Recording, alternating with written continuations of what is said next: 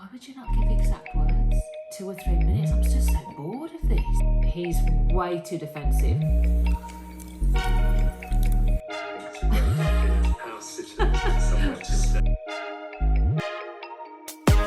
So, Mom, Yeah. this one is going to be on the same line of Johnny Depp versus Amber Heard, except it's going to be Amber Heard's psychiatrist testifying in the defamation court case. Okay. You may have subsumed this in, but what, if anything, did you observe relating to erratic behavior based on the record evidence? Yeah, I mean, I think, again, when you talk about erratic behavior, Dr.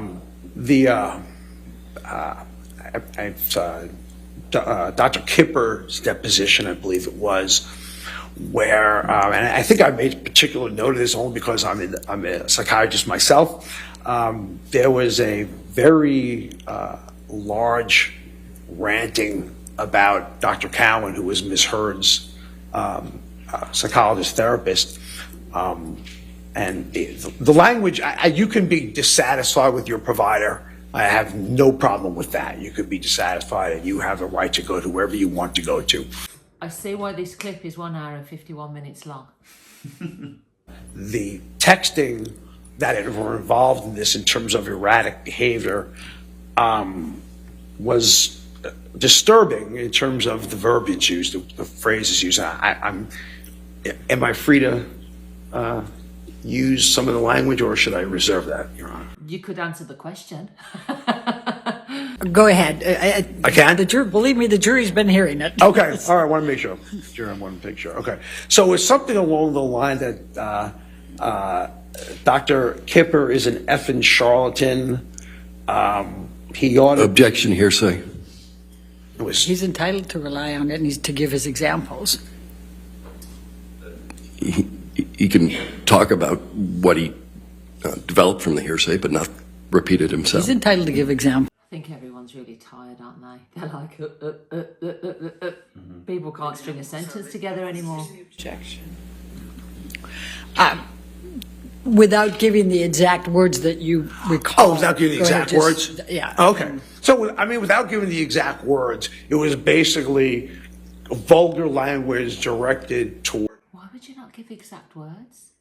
It's a testimony. I don't understand that. Was it the judge that said that then? The judge said, just don't use exact words, but I've kind of... Because obviously we've jumped in, maybe I've missed some of the context previously. Dr. Cowan, throughout multiple texts, multiple things that Dr. Cowan were doing in therapy. It was like I think, look, the difficulty with this witness is, we're how many minutes in are we? Like 2 or 3 minutes? I'm just so bored of this, you know? I mean, the jury are going to like switch off, you know? They're just lay people. They're not... You know, this guy is a psychiatrist, and obviously we've got lawyers who are very interested in what he's saying and hanging off his every word, as is the judge. But, you know, to the layperson, the jury, this is becoming a bit, again, yeah, he's struggling, isn't he? He's struggling to just answer the question.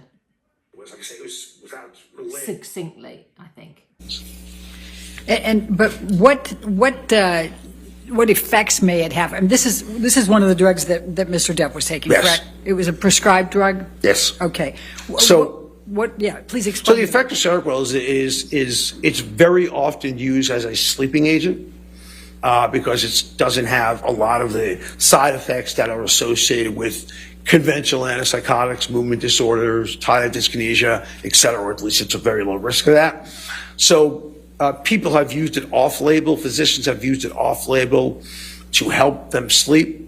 The problem is the effect is very barbiturate-like, and it really knocks people out, or certainly if you use it at high enough doses it can, okay? And the problem is it also has street value. So it's absolutely used on the street for that. I don't know how that was relevant, but anyway, because her question was, what are the effects of it? And he's saying, well, it makes you drowsy. It's like a barbiturate and it makes you very sleepy and it has a street value. That's just a bit random, isn't it? I said that earlier, yes. Yeah.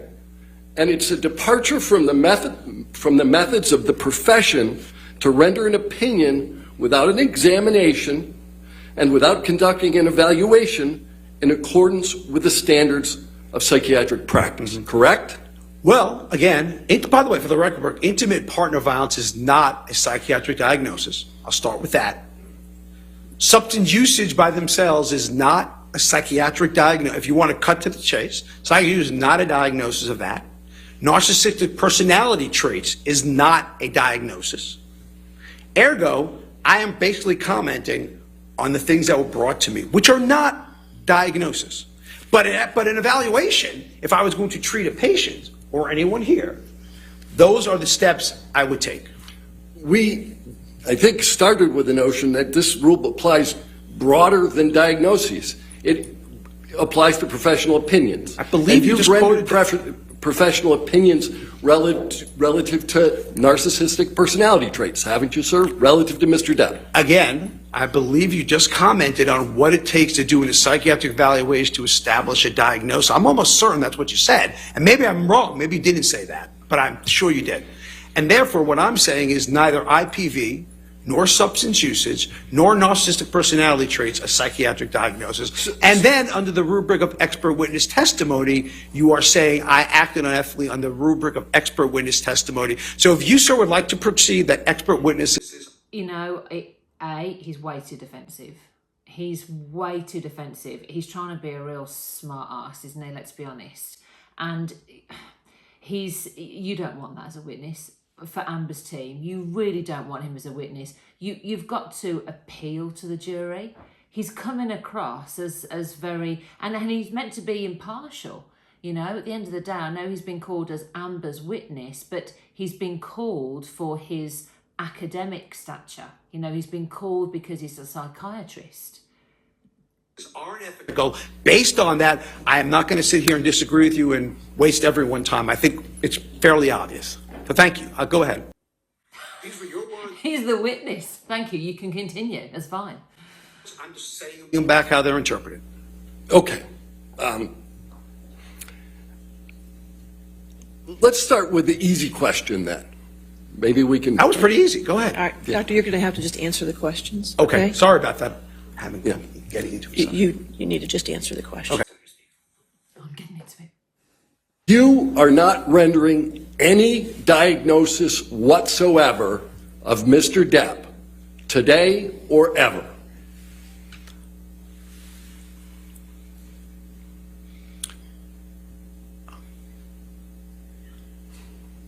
No, I probably would say to you that certainly I would not say narcissistic personalities, or I would say traits. Certainly from what I have read, intimate partner violence is not a diagnosis. So the answer is no for that. Narcissistic personality traits is not a diagnosis. The answer is no. But if you want to tell me that substance use disorder is a psychiatric diagnosis, the answer is yes. But that wasn't an issue, was it? Whether Mr. Depp used substances? I mean, you said you've gone through the record. That wasn't really an issue at this trial. He's said it from day one. Oh, so you're saying he's already admitted to the diagnosis? He's already admitted to the use of the substances. Well, again, there's a difference between admitting to substance use and substance use disorder. Let's go back to what you just said about narcissistic personality traits. Yes. Narcissistic personality disorder is a DSM-5 diagnosis, correct? Correct. Diagnostic personality, and you haven't testified that Mr. Depp has narcissistic personality disorder, have you? I would certainly, if I didn't, I'm certainly thinking that, but at least I'm going to say he has traits which are characteristics of provisional diagnosis of, it's a provisional diagnosis of probably narcissistic personality disorder. But yeah, I mean, I do believe that. Well, when you say provisional diagnosis, you know the DSM-5 requires, in order to find that diagnosis, 5 of the 9 factors. Mm-hmm. And you haven't done that analysis. You've never made that diagnosis. You've just identified certain factors that are criteria for the diagnosis. Right. But you need 5 of 9 to get to the diagnosis. You've already told us that you didn't make a diagnosis. You're just identifying traits, correct? I'm identifying traits that are consistent with the diagnosis, yes. Right. And How confused must this jury be? You know, I've identified traits that are consistent with the diagnosis, but I haven't diagnosed him as having narcissism. So does he have it or doesn't he? What are you saying here? deposition that the existence of traits as opposed to the disorder doesn't have a correlation with IPV. If I said traits do not have a correlation with if that's what I said, and I don't remember saying that, but that wouldn't be a correct saying. Narcissism has a correlation with the diagnosis. Yes, that part's true. All right, how far are we going to back this up? Because there's a diagnosis of narcissistic personality disorder, right? Yes, sir. And that one is has some correlation with IPV, right? Narcissism has correlation with IPV. Again, you're not allowing me to answer. He hasn't said anything. He literally hasn't said anything. The witness is tying himself up in knots here. You're splitting hairs between the traits that are consistent with, which all I'm commenting on is behaviors and traits that are consistent with the diagnosis and Mr. Depp. Narcissism. So the question is, did you diagnose him with narcissism? No, I didn't. Then the expert witness says, but I did find traits that were consistent with narcissism. But you haven't diagnosed him with narcissism. No, I haven't, but I did find traits. But then you didn't let me answer the question. It's like, you didn't diagnose him, move on. I actually think, if I can be honest, that Johnny Depp's lawyer is slightly letting Johnny down here, because did you diagnose him with narcissism? No. And then the expert said, but there are suddenly traits. Are traits the diagnosis? The doctor has to then say, no, okay, let's move on. I think that the lawyer is allowing the witness to say a little bit too much, which is causing confusion, I would submit, to the jury. But also, it's not getting us anywhere, really, is it? Absolutely has risk factors associated with IPV. Let's go back again, and maybe we can focus on the question I ask you, and we can get an answer that's addressed to that question. Mm-hmm. Narcissistic personality disorder is a risk factor for IPV, yes or no? Yes. And you've previously testified that there is no literature at which you are currently aware that the mere presence of narcissistic traits is a risk factor for IPV. Am I answering the question? Yes. That's incorrect. You didn't testify to that. Cluster B traits, which narcissistic personality disorder is part of, is a huge risk factor for intimate partner violence, which cluster B traits include narcissistic personality disorder, antisocial personality disorder, amongst others.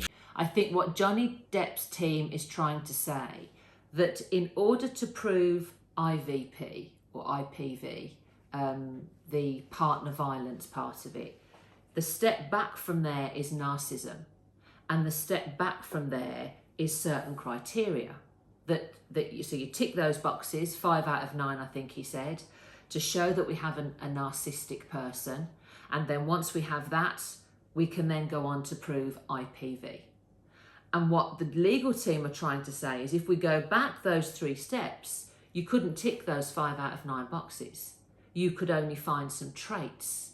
But because you could only find traits, you therefore can't prove narcissism. You therefore can't prove IPV. And of course, between the two of them, they're just swinging backwards and forwards. This line of questioning isn't taking us anywhere. It's a bit like saying, if I leave matches with a young child, there's a risk that they may set the house on fire. And that's what he's saying. Because there was some traits, then there is a risk that he could have done IPV, in this intimate partner violence, which I've never heard of. It's not used in the UK as far as I know. Willy Wonka doesn't matter to you? You see him in that movie, Charlie and Chocolate Factory? Did you look at that one when you were comparing his processing speed? I think it's a great idea. House sitters get somewhere to stay and breathe a house saying is get someone to look up. Do I have to answer that question, Your Honor? You have to answer questions. Yes, sir. No, you'll be happy to know I didn't see Willy Wonka I didn't see 21 Jump Street when it happened, or whatever it was about. No, I did not. All right. You made a very kind... Johnny played Willy Wonka, hence the reference. Johnny wasn't in 21 Jump Street. admission, but I think... So he's misunderstood the question, or he's misunderstood why he was asked that question. In his deposition, the lawyer is saying, you compared Johnny by using Pirates of the Caribbean as an example. You know you can't do that. And he said, yeah, I know I can't do that.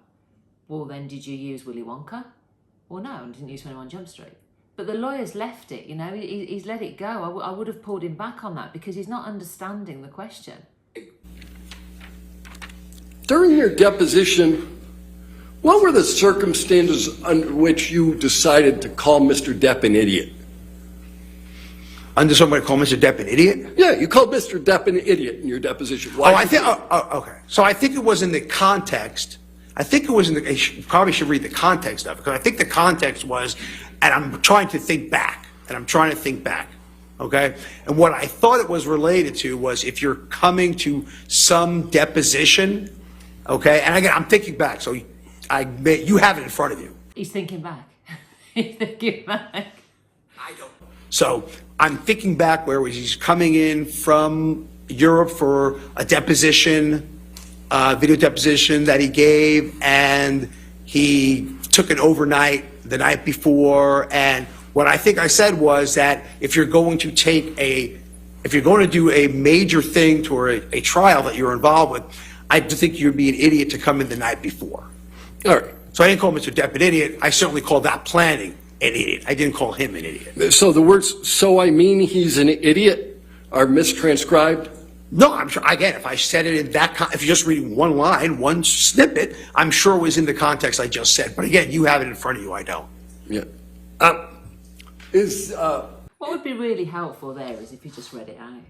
You know, if you just read it out. We're not sealing anything off. You know what I mean? We want to ask a question, prove a point, seal it off, move on to the next one. We don't leave any doubt in the jury's mind at all. And what this lawyer isn't really doing is just, you know, finalising that off there. I mean, why ask the question? And he's kind of leaving it a bit loosey-goosey and then moving on to the next question, and it's... Idiot or professional opinion? I wasn't rendering professional opinion, Yeah, no. is it a psychiatrist? See, he hasn't really established that he's called him an idiot. That was his first line of questioning. Why did you call Mr. Depp an idiot? Well, I didn't call him an idiot. It was in the context. But you said he is an idiot. Well, maybe I did say that, but it wasn't in the context. And he's just left that. You know, you can't leave that. So who are we left to believe here? Cross-examination, never leave the jury with any doubt that actually what you're saying is absolutely true. And this lawyer doesn't do that. He just moves on. And then his question is, are you qualified to know when somebody is being an idiot? That's just a really ridiculous question. What is an idiot? By definition, we have to define what an idiot is, and then we have to establish if you're qualified to call someone an idiot, and where is this even going? I think what he's trying to do, the lawyer, is say that you're not very professional, are you? You know, you compared him, or you looked at his personality through the eyes of Pirates of the Caribbean, and you called him an idiot. And I think he's trying to undermine his deposition, but he's doing it badly. But out of interest, what's the clear differences there between obviously watching this kind of cross-examination versus the ones you've previously reacted to? I think this was very difficult to follow, and when you're looking, you're analysing something like this, you're always trying to establish, are they doing their job, you know, well? So we have a professional witness, an expert witness, which means that they're used to being in court and giving their expert opinion. So he didn't come across very well as knowing the procedure, turning to the judge, well, can I answer that? Telling the cross-examiner, will you let me answer the question, when the cross-examiner hadn't even interrupted him.